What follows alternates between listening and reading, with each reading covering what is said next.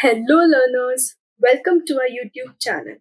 Myself Simran from team CloudyML, and today we will be looking at another SQL interview question asked by the company INFOSYS.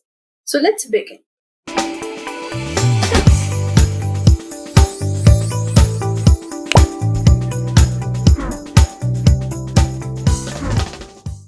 This is the question. First let's read and understand the question. Write an SQL query to find all dates ID with higher temperatures compared to its previous dates. Return the result table in any order.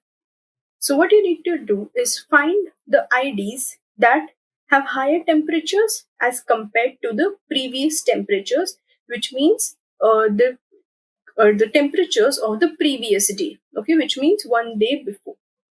Let's have a look at the sample input and output. So this is the sample input table. The name of the table is the weather table and it has three columns. First is ID, then the record date, then the temperature. ID is nothing but the ID at which the temperature has been recorded. It is identified with a unique ID. Next is the record date. At what date this temperature has been recorded. So the date ranges from 1st of January 2015 up till 4th January 2015. And next we have the temperature, which is in integer 10, 25, 20 and 30.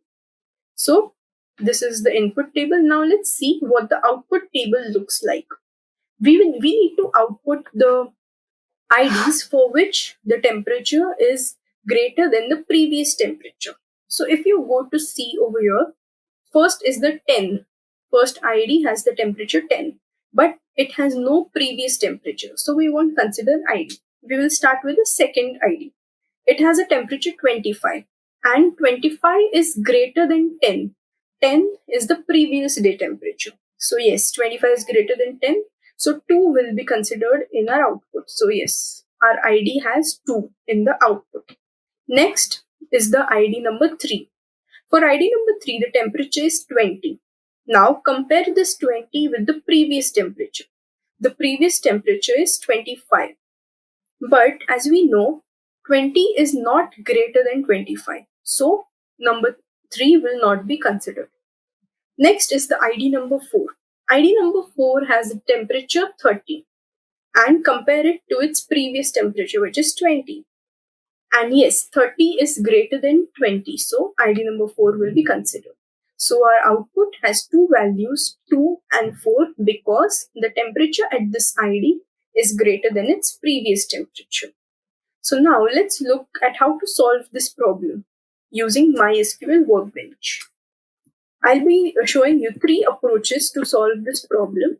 Okay, you can look at all the 3 approaches and practice them along with me. So in the first approach, we will be using the join keyword to join 2 tables and also the datediff function of MySQL, which is used to find out the difference between 2 dates. So let's begin. First, we will be creating the database as we do it every time. So data 7 is our database. And similarly, we will be using this database using the use keyword. Select this and run. So the database has been created. After creating the database, a major step is to create the table and connect it or insert values into it. So select this. So create the table having 3 columns: ID, record date and temperature. Okay, so the table has now been created with 4 rows into it. You can use any data as you want, but just keep the schema same as given in the problem. Okay, you can change the values in the table, but keep the schema same. You can use similar concept on any other schema, but basically first to understand the problem and to solve the problem, use the schema given in the problem. Okay, so now we will be performing the query. We will be selecting weather.id, okay, because we want to display the ID of the of the day of the temperature which have the temperature greater than the previous temperature. So select weather.id as ID. ID is the column name that we will be displaying. From weather. Our table name is weather. So we'll be using from weather. Now we will be joining it with another table, weather W. Weather W is nothing but a copy of the original weather table. W is a copy of the original weather table. Now join on datediff. What this datediff function will do is it will find out uh, the difference between two dates. So the two dates in our case, we will be considering the first row and its next row. Similarly, some row and its next row. So for that, we are using this datediff. What we will be doing is we will be adding the columns record date from both the tables, both the copies. First, we have considered weather.recordddate. This is our original table. And next, we will consider w.recordddate. This w.recordddate, W is the copy that we have created, a temporary copy of the original weather table that we have created. So we will be comparing the record date column of these two tables, okay, equals to 1, which means the difference between these two dates of these two tables will be equal to 1. Why 1? Because we want to consider the previous date temperature, okay, only previous date, which means 1 day before. That is why we have considered the difference as 1. And our second condition is that the temperature should be greater than previous temperature. So weather.temperature is greater than w.temperature. Okay, so it will only consider the records for which the temperature from weather is greater than the temperature from this W table. So now select this query and run it to see what output you get and compare the output which has been given in the sample solution.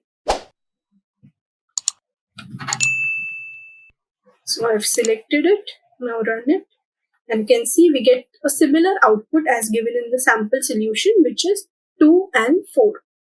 Okay, so what we have done is we have simply joined two tables.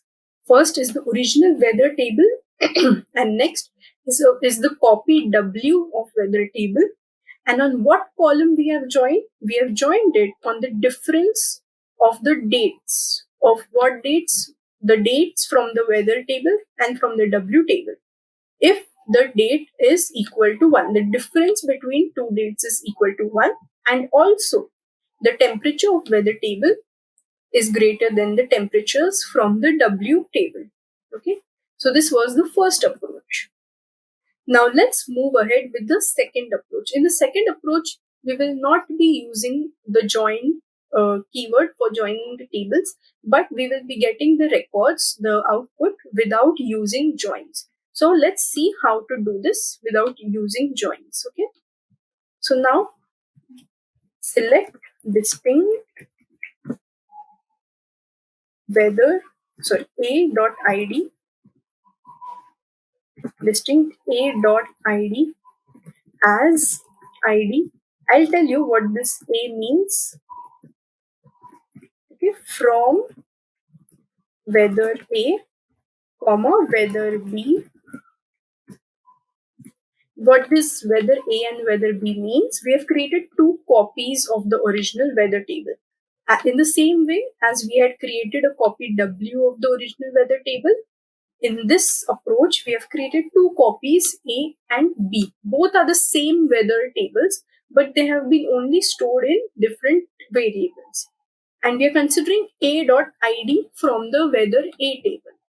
So a.id, distinct values of a.id, which means unique values of a.id are selected and displayed in the output as id column, okay, from weather A, comma weather B, where the first condition will be that the temperature from A table is greater than the temperature from B table. So b.temperature. First condition is satisfied, and the next condition is that the it should be consecutive dates, which means the date diff.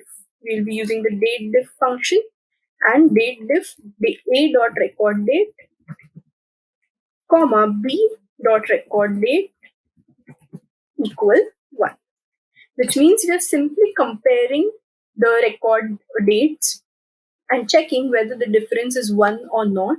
If the difference is 1 and also the temperature of A column from the A table is greater than the temperature from the B table, then it will select distinct a.id values. Okay, so select this query and run. So the output is similar as present in the previous query, which means the ID 2 and 4 have been displayed. In this approach, we haven't used the join query, and without joining the tables, we have also got the same output just by using the where clause and the add and keyword. In the where clause, we have compared the temperature of the two tables, okay, all the temperature values of the two tables, and only considered those temperatures in which the temperature B is less than the temperatures in A table. Okay, and the date difference between the record dates of the A table and B table are 1. Now, let's move ahead with the third approach. In the third approach, we are not going to use the join function as well as the datediff function. Without using both of these, we are going to perform the third query. In the first query, we had used both join and datediff. In the second query, we hadn't used join, but we had used datediff. But in the third query, we are not going to use both, nor join nor datediff. So let's see how this query is performed. So we'll be selecting a.id as id if from weather a where a.temperature is greater than. We are using nested query in this case. So in the nested query, we have select b.temperature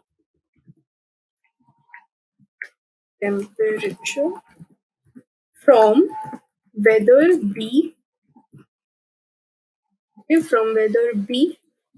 where b.recorddate equal a.recorddate minus 1. Okay, first let's run this query so you will understand whether the output we are getting is correct or not. Okay, so yes, we have got the same output as we got before. What we had done in this is that we are just extracting the a.id from the copy A of weather table, okay, where the a.temperature is greater than. Now this a.temperature is compared with the temperatures from the B table, okay, from the weather B table, for only those records in which the record date of B table is 1 less than the record date of A table, okay, which means nothing but the difference between record date of B and record date of A is 1, which means the day is the previous day of the given day. Because in our question, we have been given the same condition that we need to consider 1 day previous. So for that, we have applied this condition.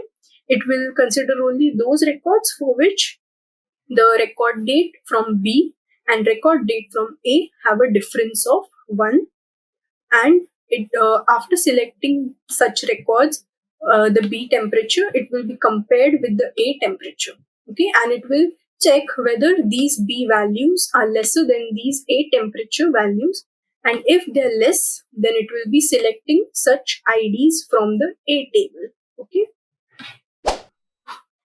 So this was the query without using join and without using date difference. So I hope you've understood all the three approaches. You can practice them on your own. And if you have any other approach, you can put it down in the comment section as well. Do like this video and share it with your friends. Also subscribe to the channel as we are uploading SQL interview questions regularly, and they will definitely help to crack your SQL interviews. So thank you for watching those videos, and keep following us. Thank you.